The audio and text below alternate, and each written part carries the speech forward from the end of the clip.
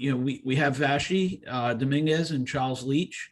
Vashi's the founder of Vashi. It's disrupting the jewelry industry in a very unique way. One that I know is, it couldn't happen soon enough, and it couldn't be more eminent. And they have a very, very interesting model, which I believe personally is going to succeed. And it's going to succeed in a very big way. And this business is a business that is going to be a unicorn. And I highly encourage everybody on today to listen very carefully. For those of you that are not familiar with the jewelry industry, you have a lot to learn from this business model. So this company has done very well during the pandemic. They have excellent plans going forward. I'm not going to steal any of their exciting announcements, but they have some interesting announcements to make today about moving into different markets and how they're going to do that. So with that, Charles, thank you for joining us today. Vashi, thank you for joining us today. And I'm going to turn this over to you guys. Thank you, Michael. So I'm Charles Leach. I'm the CFO of Vashi, rapidly, as Michael said, becoming one of the UK's top unicorns and landing in the US next year. A few weeks ago, we secured one of the top retail locations in Manhattan. And I'm here with our founder, Vashi Dominguez, who will give a short introduction to the business before moving on to talk about some of the big trends we're seeing in retail and property that we believe will be of interest to those of you who are interested in commercial retail real estate. Vashi, over to you. Thank you, Charles. Good morning, everyone. I'm going to start, as Charles and Michael kindly mentioned, giving a 5-minute overview of our business, then moving on to 3 key trends that are relevant to building a successful business in today's consumer landscape. Vashi is an ethical, fast-growth, fine jewelry brand that offers better jewelry in a better way.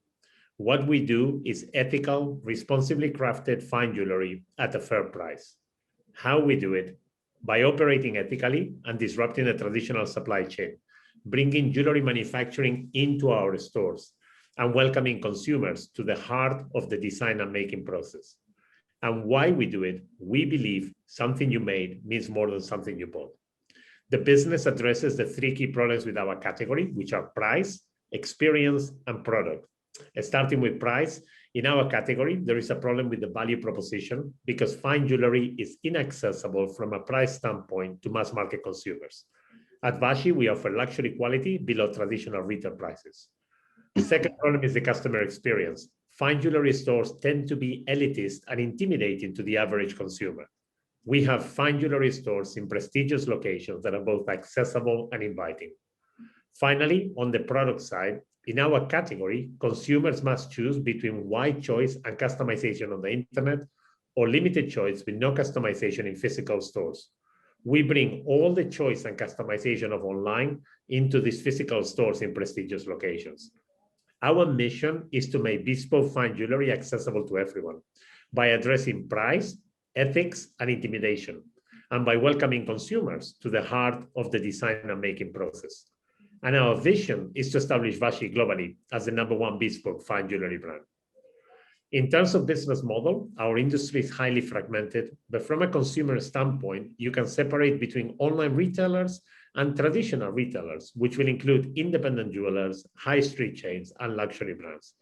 Starting with online retailers, in our category, they operate with a drop shipping model, which means no inventory. As a result of this, they have low gross margins. Also in our category, most online retailers do not have physical stores. A few of them have showrooms, but these are typically by appointment only. On the other hand, traditional retailers tend to have a large retail network, which results in high fixed costs, and they are relying on traditional footfall. So they are relying on pulling consumers from the street. They have an inventory model of finished goods, what we call ready-made jewelry, which is subject to fashion risk, such as markdowns, write-offs, and so on. At Vashi, we have a digitally led omni-channel model. So we scale through the internet, which is a highly scalable funnel. And then we have a small selective retail portfolio that we use to build trust and credibility and provide a differentiated experience to consumers. We also have an inventory model, but rather than having finished goods, our inventory is 90% loose diamonds, 10% settings, components. Therefore, we're not subject to fashion risk because we never create an item until you as the customer has made a purchase. Just to quickly take you all through our customer journey, let's assume that you want to buy a piece of ready fine jewelry. You come into a Vashi store, the quality is superior to Tiffany, the price is half of Tiffany, and you will typically find our stores next to Tiffany, Cartier, and other luxury brands. Now, let's assume that you want to create something completely bespoke. You will come into the store. In every store, we have award-winning jewelry designers, and you will sit down with the designer to design your vision on a piece of paper. To go from that design on a piece of paper to a completely bespoke piece of fine jewelry, the fastest company in the world takes 2 weeks to complete that process. We do it in 4 hours, and we do everything inside the stores. All our stores have end-to-end modern jewelry workshops built inside the stores where we have the jewelry makers. Previously, they were working at Cartier, Graf, Harry Winston, the large jewelry houses. And as the customer, you can sit down with the makers once they're creating the piece of jewelry right there in front of you, inside the store. But it goes beyond that. As the consumer, you can get involved in the making of the jewelry, from setting the gemstones to resizing a ring to polishing the piece. You're not going to do a great job unless you have expertise, and most consumers don't. That's the reason why the makers are sat there with you throughout the process. The reason, however, why we encourage consumers to get involved in the making of the jewelry is that everything they're doing in the store, we are capturing. So at the end of the purchase, they get a film that captures the entire journey of them creating a piece of jewelry for themselves or for their loved one, as well as a book. We provide to consumers both the digital and physical versions, the digital version being the film, which is something millennials like to share and post in social media. The physical version is a very high quality, hard-binding book that hopefully they're going to have as a keepsake. I founded the company in 2007. We started developing this unique concept in 2013, launched the concept in 2016 with the opening of our first store in Piccadilly, London, in the United Kingdom. From 2016 to 2019, the business grew tenfold. So we went from $6.5 million of revenue in 2016 to just over 63 million in 2019. Despite the business getting hit by COVID and suffering a big decrease in revenue come April last year, by June, we were already back to 2019 levels. By September, we were at pre-COVID levels, and we're currently once again growing at over 100% year over year. We currently have 6 stores in the UK. We're opening the last 2 stores this year. So the first one is opening in 2 days in Covent Garden. If you're familiar with Covent Garden, James Street, which is the main street that runs towards the Covent Garden Piazza in London, the large corner store on the right-hand side is Apple. We've taken the large corner on the left-hand side opposite Apple. We've also taken the De Beers store in the corner of Piccadilly and Albon Street in London, which replaces our existing Piccadilly store. That will leave the brand with 7 stores in the UK, 5 standalones and 2 concessions inside the Selfridges department store. And that covers the whole UK for us. The reason for that is that the scalability in this business comes from the internet. And as a byproduct to that, pre-COVID, our revenue was already 62% online, 38% stores. With COVID, we've seen consumer behavior shifting more online, and it's currently 80% online, 20% stores. This year, it's all about consolidating the UK. We start expanding internationally from next year. So as Charles was mentioning earlier, we're launching in New York City in the second half of 22. The reason for choosing New York, very much like London, is that we are primarily going after large tier 1 cities where we believe we can quite rapidly build a scale-up business whilst concentrating management focus. We already had 2 offers for the business to be acquired, the last one last year at over $1 billion. We expect to exit in the next 3 to 4 years to one of the big luxury conglomerates, at which point I intend to stay involved, but would like to take some capital off the table. Shareholders will be able to exit. And then having a conglomerate that has a global infrastructure, we plan to do a global rollout thereafter. Thank you very much. I just want to briefly communicate 3 key trends that I believe are invaluable to scaling a business in today's fast-changing consumer landscape. The first one is the global shift to experiential retail and what it means for commercial real estate. The second is how to motivate teams whilst scaling a business very rapidly. And the last point will be how to build a global millennial brand in a landscape of legacy baby boomer brands and what are the millennial consumers after. So starting with the global shift to experiential retail and what it means for commercial real estate. Everyone, as you've heard before, always says that retail is all about location, location, location.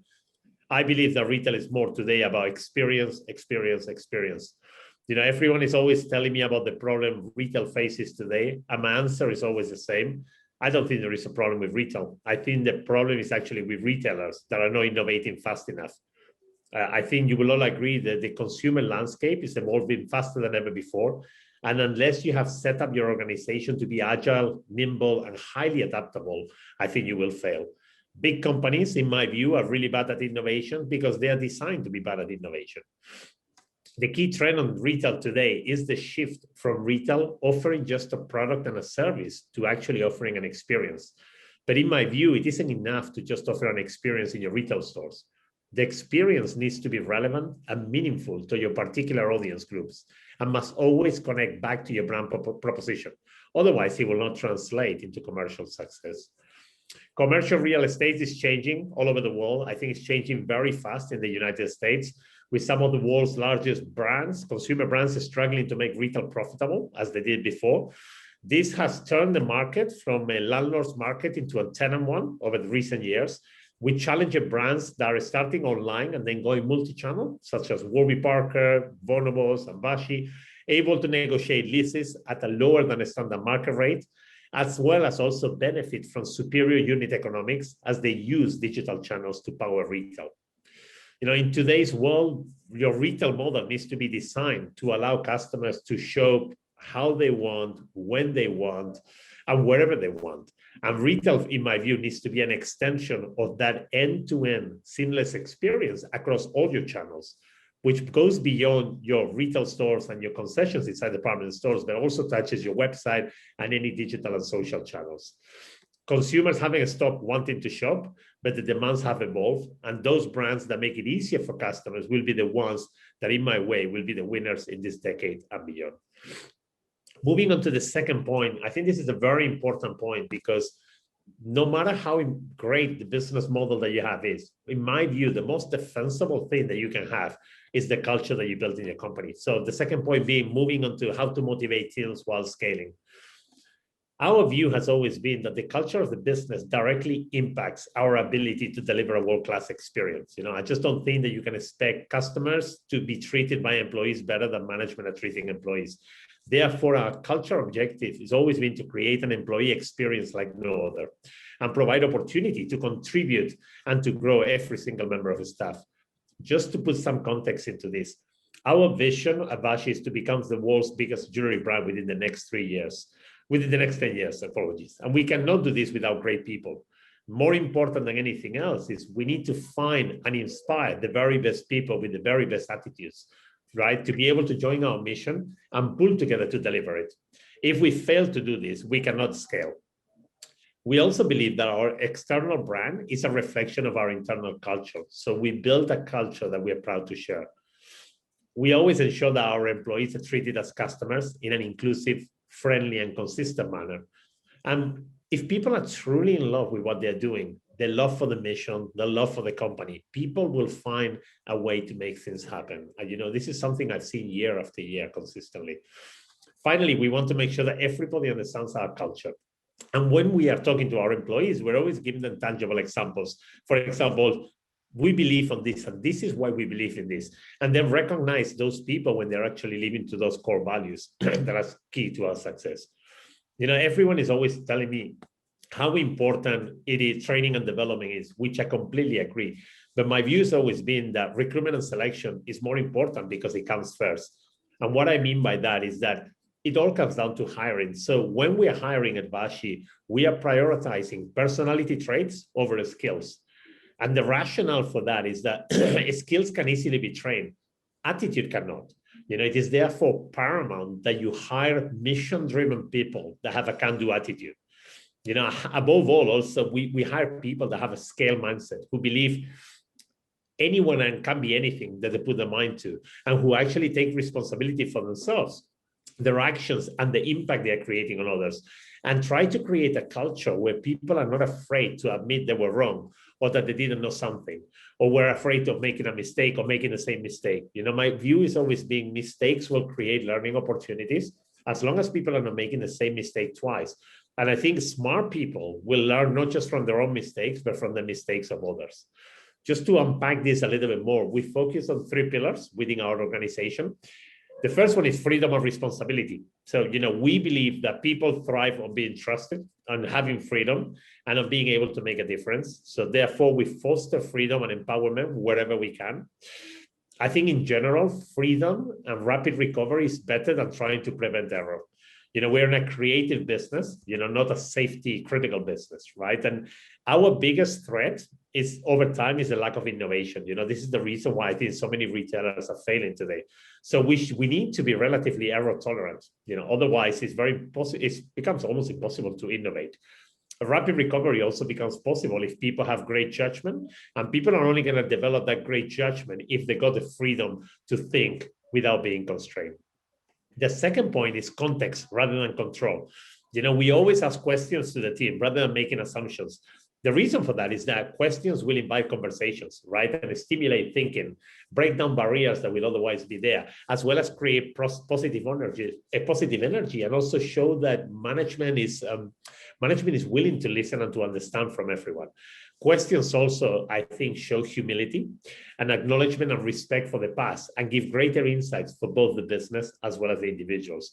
The one thing that we do say to everyone is that the decisions have to be made in alignment with the mission and the vision of the business, based on a strategy wherever possible, with agility. Again, we're thriving on high quality, high velocity decision making, and without emotion, without ego, and without agenda. That comes back to my earlier point. If you're not hiring people with the right personality traits, this will become a problem as you're scaling up. And last but not least, focus on impact. So, we think that if we're not focused on driving impact, then the team will not be high performing. And the most important thing is for everyone to be working on the most important problem that the company has, and aggressively prioritizing the time towards creating this impact. Lastly, I want to share my views on how to build a global millennial brand in a landscape of still legacy baby boomer brands, and what we believe millennial consumers are looking for. It all starts with the expectations of millennials, which are significantly different to the expectations from the baby boomer generation.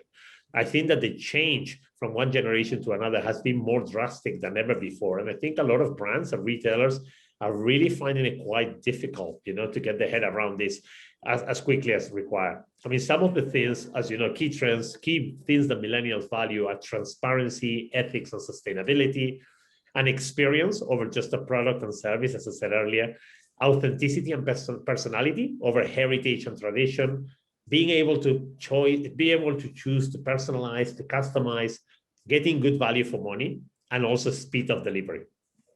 In order for retailers, therefore, to be successful with millennial consumers, they not just need to deliver on these expectations, but they have to exceed them. This is just, I think, that all of us, brands, retailers, business owners, management teams, will become very comfortable over time. And I think that sometimes it's very easy to forget that the boss is not the chairman or the CEO of the founder or the board. The boss is the customer, because the customer can find the chairman.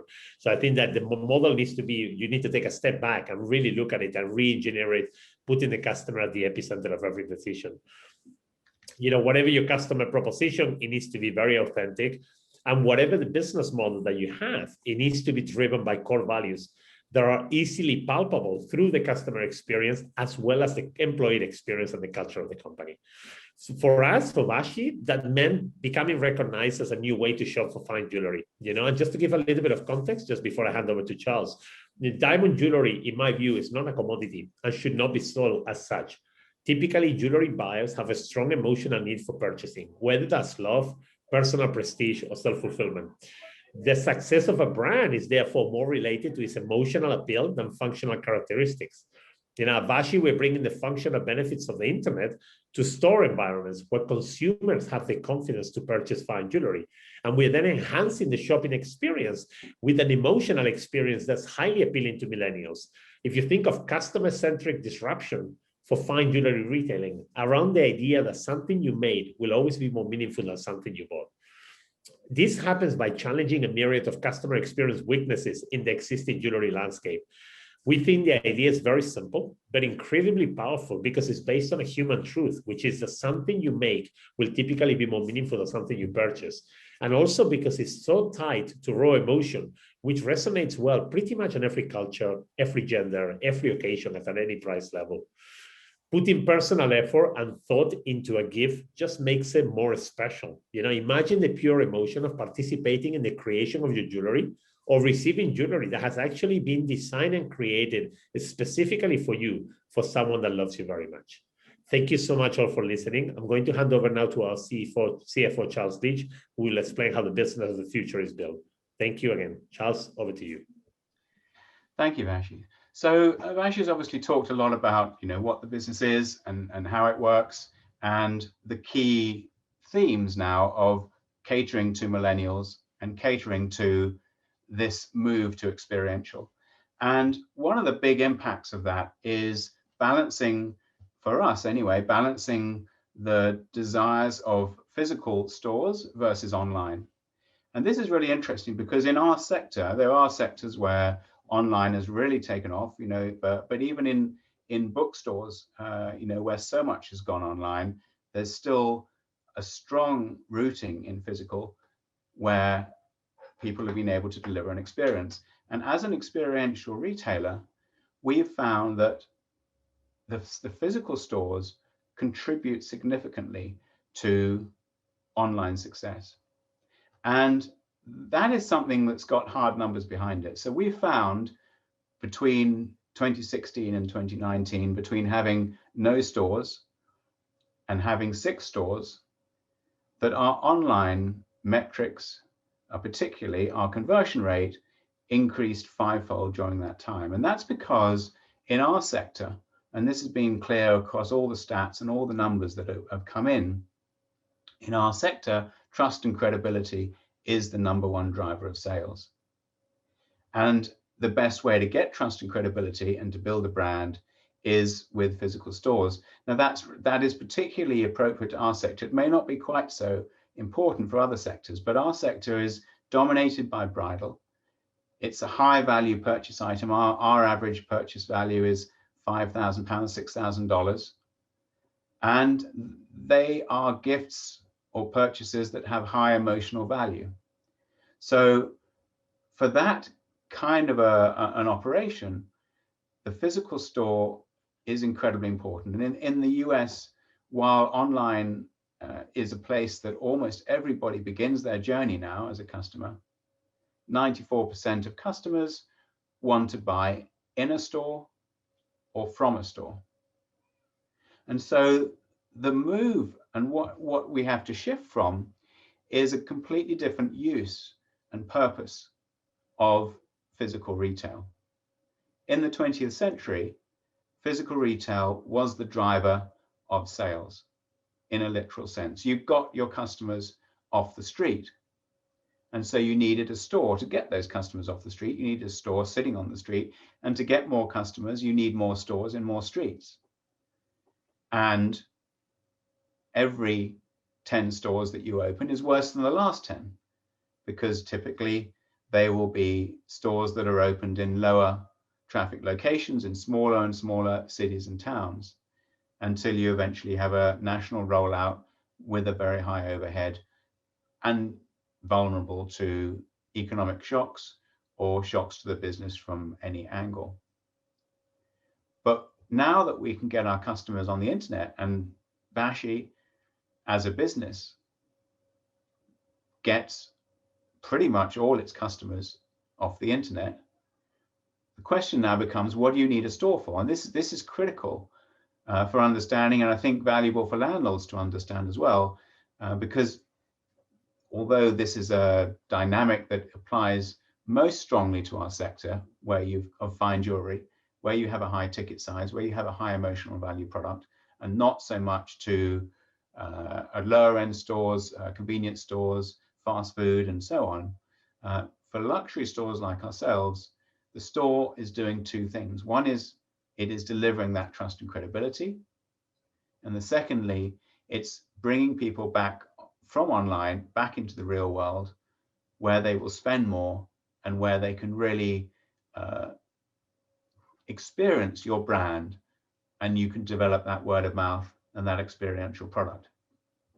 And the numbers, as I say, have strongly supported over the history that we've been developing those stores, have strongly supported the fact that adding stores delivers better online metrics, and having a large funnel of online traffic coming into or being put into a fairly limited square footage offline gives you phenomenal sales densities, dollars per square foot of sales compared to the industry average. We achieve 60% higher sales density than Tiffany, who is the industry leader and not far behind Apple in terms of all retail as the second best retailer in the world.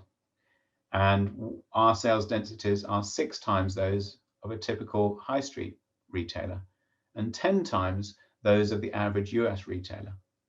So these are really powerful numbers because we have focused our real estate into really just flagship only stores. We do have a few satellites because we've come to that conclusion over time, and we have opened a number of stores testing the market. And that's another element of this business that is really important. We adapt very quickly. We test, we run the scientific method. We have a hypothesis, we test it, we get the data, we learn from it, we do something else. And that ability to adapt and learn is really critical, I think, in the modern world where change is happening ever faster, and particularly online where change is happening so quickly. And so one of the things that makes this business so successful and will continue to make this business successful, will continue to generate the 100% to 150% per year growth rates that we have been achieving, and I believe will continue to achieve, although our financial forecasts are more cautious than that. We are currently this year at 100% up year on year. So, but what we need to do to continue that is to innovate quickly. We have the culture of speed. I mean, there is something called Vashi speed. Almost everything within this company happens faster than it happens outside the company. And that speed, that decisiveness, that adaptability leads us to become a highly innovative and have a fast and rapid innovation cycle. But that's not just an aspiration, that is structurally built into our business in a thoughtful way. And so we have 2 rapid innovation cycles because we have an inventory of raw materials, not finished products, that we manufacture in the store within 24 hours of order. That allows us to manufacture after customers have ordered. And it means that we can manufacture anything that you as a customer want. And so we're able to be incredibly adaptable to the outside environment. And so that rapid innovation cycle, just like NVIDIA in microchips or Zara in fast fashion, means that we have a very fast innovation cycle. We can react to the market faster than our competitors. And that's why we think this business is going to continue to grow very fast. And just to recap at the end, to let you know, we are just wrapping up a $60 million round. We have finished the round, but not closed it yet until the end of this month. We have allowed a little bit of overfunding. And so if any of you are interested in that, do get in touch. We have a few last opportunities to come into that round before the price doubles. And I think you should have our details on that. And we look forward to hearing from you. Thank you very much. Thank you, Charles. Thank you, Vashi, for doing this. And for those of you that are interested, you can either reach out directly through the platform or you can contact me or one of the members on the Flyer team. And we're happy to put you in touch with these 2 gentlemen. I know this company is going to be successful. And, for those of you that are interested in discussing why I believe so, I'm happy to jump on a call with you to discuss it further.